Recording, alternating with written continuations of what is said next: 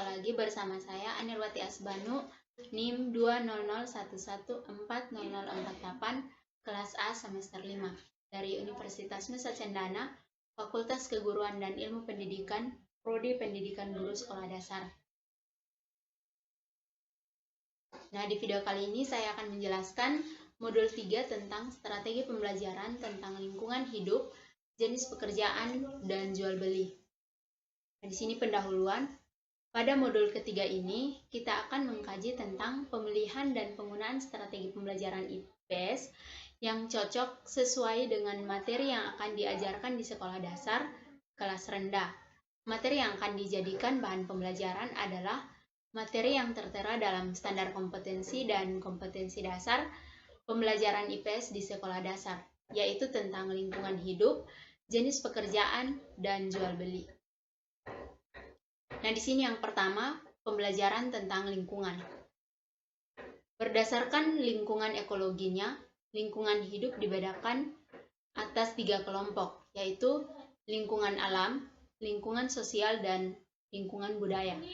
Lingkungan alam merupakan kondisi alamiah, lingkungan sosial adalah manusia, baik dalam posisinya sebagai makhluk pribadi maupun makhluk sosial, dan lingkungan budaya merupakan hasil aktivitas manusia, baik berupa karya maupun rasa. Lingkungan budaya terkadang disebut juga lingkungan buatan. Di dalam lingkungan hidup, terdapat keterkaitan antara komponen lingkungan hidup. Jalinan keterkaitan antara komponen dalam suatu sistem kehidupan dikenal dengan istilah ekosistem. Nah, di dalam ekosistem, unsur-unsur hayati atau organisme dan unsur-unsur non-hayati atau zat-zat tak hidup menjalin hubungan timbal balik atau berinteraksi. Konsep ini bisa ditampilkan secara rumit atau sebaliknya menjadi sederhana. Substansi materi tentang lingkungan hidup secara normatif dibedakan atas 2 bagian, yaitu lingkungan biotik dan abiotik. Nah, lingkungan biotik adalah segala makhluk hidup, mulai mikroorganisme sampai dengan tumbuhan dan hewan, termasuk di dalamnya manusia. Lingkungan abiotik adalah segala kondisi yang terdapat di sekitar makhluk hidup yang bukan organisme, seperti batuan, tanah, mineral, dan udara. Lingkungan biotik sering pula dinamakan lingkungan organik, sedangkan lingkungan abiotik dinamakan juga lingkungan anorganik. Nah, di sini menurut Sumatmaja 1980, sekurang-kurangnya ada 2 metode yang digunakan di luar kelas, yaitu tugas belajar atau resitasi dan metode karya wisata. Nah, metode tugas adalah untuk mengembangkan potensi anak didik. Sedangkan metode karya wisata adalah suatu kunjungan ke objek tertentu di luar sekolah yang ada di bawah bimbingan guru. Yang berikut pembelajaran pada jenis-jenis pekerjaan. Nah, mata pencarian penduduk dalam ruang lingkup pertanian umumnya terikat oleh tempat pekerjaan dan berhubungan langsung tanah dan lahan. Keberhasilan mereka sangat ditentukan oleh keadaan alam lingkungannya. Di antaranya jenis mata pencarian pertanian. Itu yang pertama, berburu dan meramu. Kegiatan ini adalah kegiatan yang paling sederhana. Alam menyediakan bahan dan manusia hanya mengambil, memburu dan mengumpulkan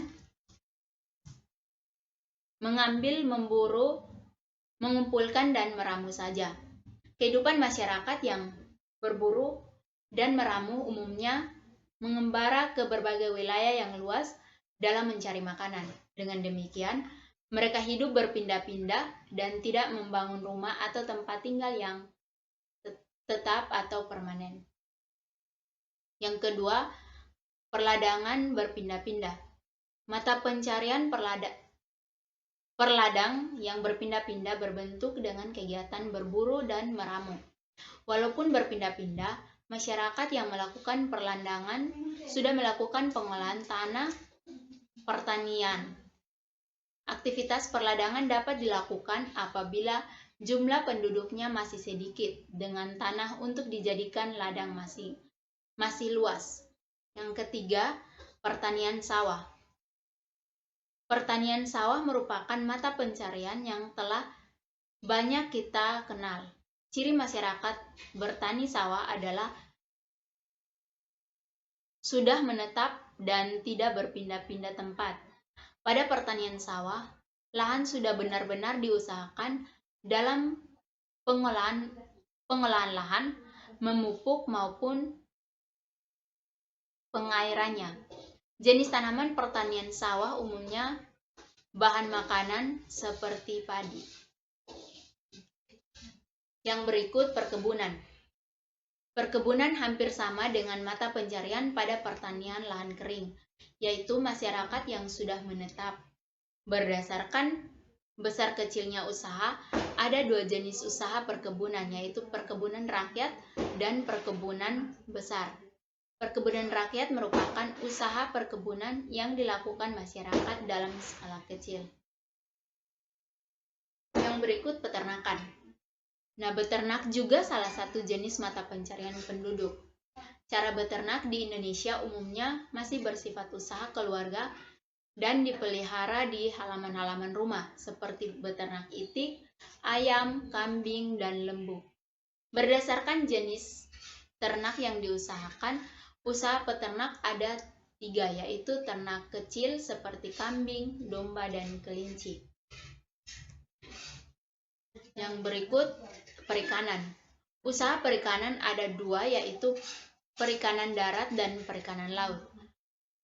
Perikanan darat merupakan usaha perikanan yang dilakukan pada perairan darat seperti kolam, danau, keramba, di sungai, dan lain-lain.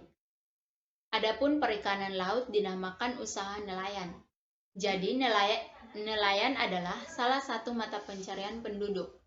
Mereka hidup dengan cara menangkap ikan di laut, hasil tangkapannya dijual untuk memenuhi kebutuhannya. Yang berikut industri. Mata pencarian penduduk di bidang industri banyak sekali jenisnya. Kegiatan yang melakukan proses pengolahan bahan mentah menjadi barang jadi atau pengolahan bahan mentah menjadi barang setengah jadi adalah bagian dari kegiatan industri. Jenis pekerjaan dalam bidang industri antara lain dipengaruhi oleh kebutuhan manusia, yaitu kebutuhan makanan, pakaian, perumahan, hiburan, olahraga, dan lain-lain. Yang berikut pembelajaran tentang kegiatan jual beli. Munculnya kegiatan jual beli berawal dari usaha manusia untuk memenuhi kebutuhan dan atau memiliki keinginan terhadap sesuatu. Acuan dari kebutuhan ini adalah seberapa sering dan seberapa penting tingkat kebutuhan tersebut diperlukan manusia.